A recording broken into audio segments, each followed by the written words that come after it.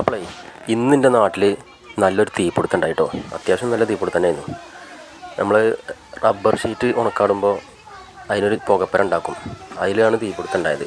ചുറ്റുഭാഗം വീടുകളും പിന്നെ അടക്കാത്തോടൊക്കെ കൂട്ടിയിട്ട സ്ഥലമായിരുന്നു. അതുകൊണ്ട് തന്നെ തീ ആളി കത്തി. തക്ക സമയത്ത് അവിടെ നമ്മളെ ചെക്കന്മാരുണ്ടായിരുന്നു. മുണ്ടപ്പെട്ടി കോളനിയിലായിട്ട് സംഭവം. ചെക്കന്മാർ ക്ലബിൻ്റെ ചെക്കന്മാർ ഇഷ്ടംപോലെ അവിടെ. ഏതായാലും ബക്കറ്റിലൊക്കെ വെള്ളം എടുത്തിട്ടാണ് ഒഴിച്ച് ഏകദേശം കെടുത്തിയത്. കാരണം ഇന്നവിടെ ഇലക്ട്രിസിറ്റി കട്ട് ചെയ്യുന്നു. അപ്പോൾ ആ കാരണം കൊണ്ട് ഭയങ്കരമായിട്ട് ചെക്കന്മാർ നല്ല എഫക്റ്റ് എടുത്തിട്ടാണ് ഈ പരിപാടി ചെയ്തത് കേട്ടോ. ബക്കറ്റിലൊക്കെ വെള്ളം കൊടുത്തിട്ട് ചെക്കന്മാർ ഓരോ സുരക്ഷ പോലും നോക്കാതെ ഫുള്ളായിട്ട് അടിച്ച് കെടുത്തി. പിന്നെ ഫയർഫോഴ്സിനെ വിളിച്ച് ഫയർഫോഴ്സ് വരാൻ ഒരുപാട് നേരം വൈകി. കാരണം നിലമ്പൂരിൽ നിന്നും ചന്തക്കുന്നും ചുങ്കത്ര ഈ ബ്ലോക്കൊക്കെ കഴിഞ്ഞെത്തണ്ടേ.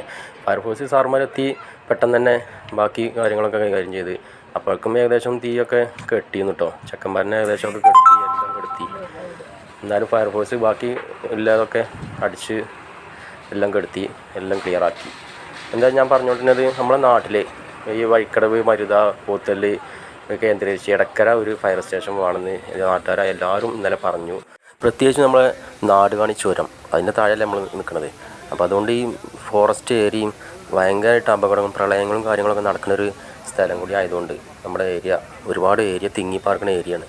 അപ്പോൾ തീപിടുത്തമൊക്കെ പെട്ടെന്ന് ഉണ്ടാവാൻ സാധ്യത കൂടുതലാണ്, വെള്ളപ്പൊക്കം കാര്യങ്ങളൊക്കെ. അപ്പോൾ ഒരു ഫയർ സ്റ്റേഷൻ നമ്മുടെ നാട്ടിൽ നിർബന്ധമാണ്.